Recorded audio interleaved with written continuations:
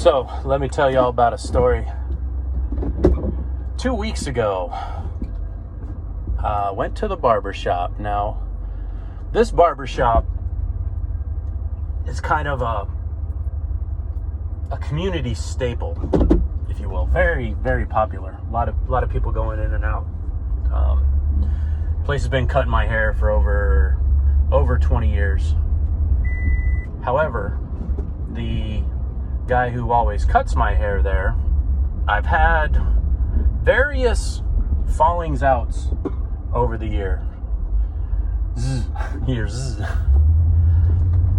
First one was he thought that similar to this isn't similar to what Ward Audacity thought, but similar to Ward Audacity. When I say my brother, I mean my best friend. Just like your deal, he's like a brother. In 2003 and 2004, when he deployed overseas to Iraq and then later Afghanistan, this barber was going around telling everybody how it was BS. He didn't actually go anywhere. And lo and behold, he was very wrong and took it kind of personally. And still kind of kept going with him, going to the barber, and had one of my mentors from back in the day. His son passed away. Now I used to work for this guy. This is at the 4-wheel drive shop, and his son died at the age of 18. Sad story. Drunk driving, but never doing anything different than what he ever saw me or his dad do. So it was one of those situations where, where's the justice in that? How come one person get away with something and then another person not? It's baffling, and in the moment of this situation, positively heartbreaking. I mean, I was devastated by this. Feeling a little bit of responsibility towards it, And the barber said, well, he was a smart ass just like his daddy. Now, in the moment, I took it the wrong way, maybe looking for offense. And y'all don't know me in person. Most of y'all don't know me in person, but I'm a bit of a know-it-all blabbermouth in the past. Somebody brings up a subject, I've got to, because of my insecurity, got to dazzle everybody with how much bullshit I know about the subject. And we were having lunch one time, and the barber brings up, well, hey, y'all ever hear about this ancient Egypt? And man, I went on and on and on about ancient Egypt. It's one of my, I like history, I like ancient Egypt, like that kind of stuff. And man, I just pulled the rug out from under everything that he was getting ready to say.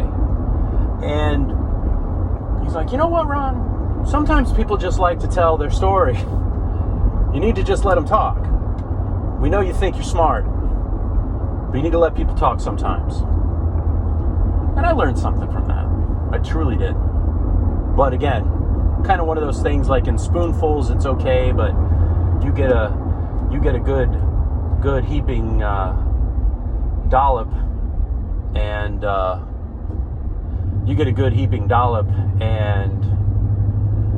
then it's just too much, So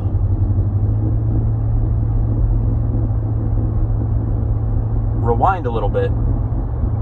I was close with this barber when I had switched jobs and came to a different town. I didn't know anybody, and he stopped by the new place that I worked, and we went to lunch together, and man, it was an amazing thing. This is going back in time.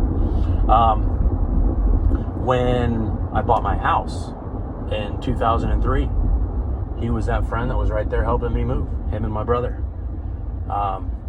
they were right there.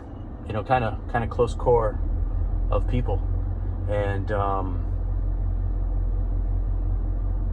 going back to a little bit further down the road, His daughter died.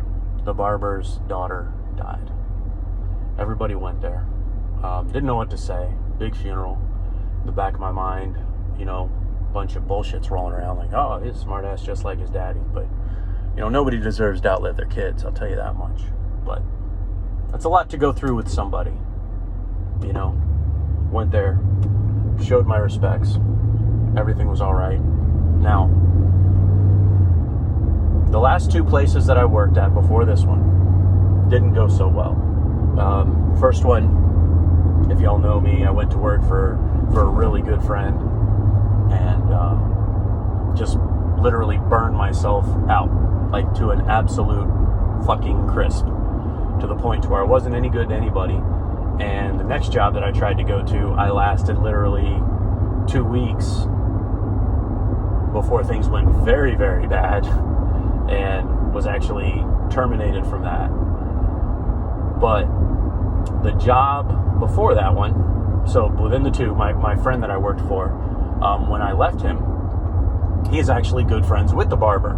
Ended up becoming closer to the barber than I was. Like when he came, I'll give you the guy's name. When Mike came over to work in this town from the other town over, we all started going to lunch together.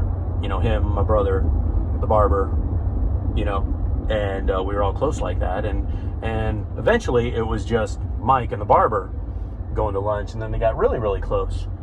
So he was still really, really close when I left that shop.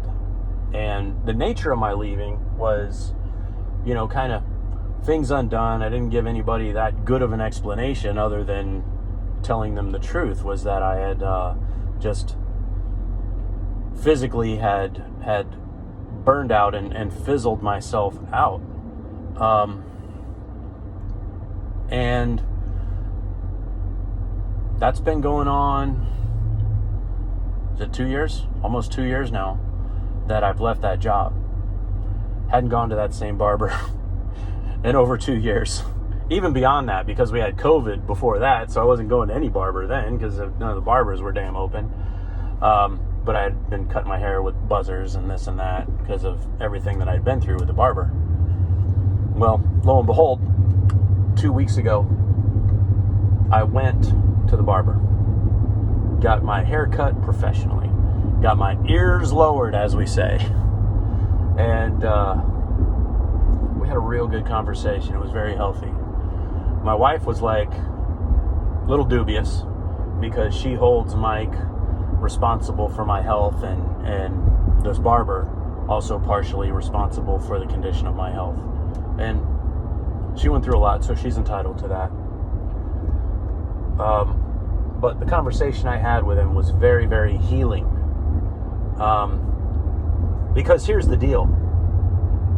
As I'm outliving most of the people that I know here, like at a very, very rapid rate, and getting caught by the doctor with my own medical situation, being that if I didn't have medical intervention, I was going to be among them that didn't survive either.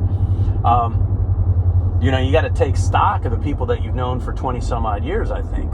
Especially people that you've been friendly with in the past and you've been through different experiences. And we had this very healthy conversation, a very honest one. He did most of the talking as good conversations should go and what he taught me should go. And he's like, man, Ron, long time no see. And he didn't realize that I'd been reincarnated as the Captain Edward Teach, so I didn't correct him, though. He's like, yeah. He's like, are you scared? I said, yeah. He said, you think I was going to poke you in the ear with my scissors or something? I'm like, I don't know, man. And he's like, look, whatever between you and Mike, he's like, that's none of my business. I said, thank you for that. He's like, you don't even have to thank me for that. He said, that was none of my business, period. People have jobs. People leave jobs. People go to get jobs. You and Mike worked together. It wasn't you, me, and Mike that worked together. And, he just really clarified everything. I'm like, man, thank you It's like, really? Don't thank me. This is it. It's none of my business. And just, that was removed as a subject from our conversation. What's good for them is, you know, as a barber, if you can have a good relationship with your barber, you know, they can save you money. You know, $20 for a therapist and you get to look better coming out of it is a plus. So go to your barber is what I'm trying to say. Catch y'all later.